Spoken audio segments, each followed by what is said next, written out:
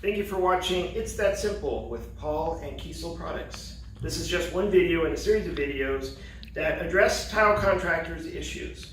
Please follow us on the link below to get more information. Thank you very much. What is a primer? A primer is simply a liquid that's applied over a substrate to facilitate bond.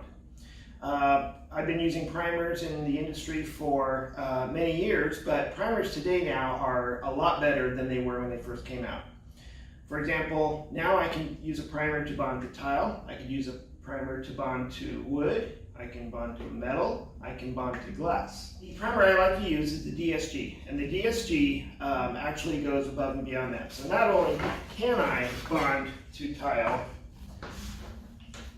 by applying a thin layer onto the tile, and as you can see this glass tile, I can bond directly to that.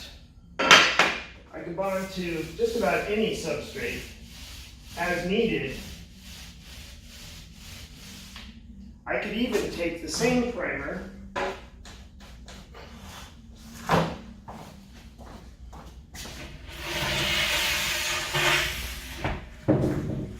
and I can bond directly to wood, provided, of course, that the wood is built in accordance to the municipal codes.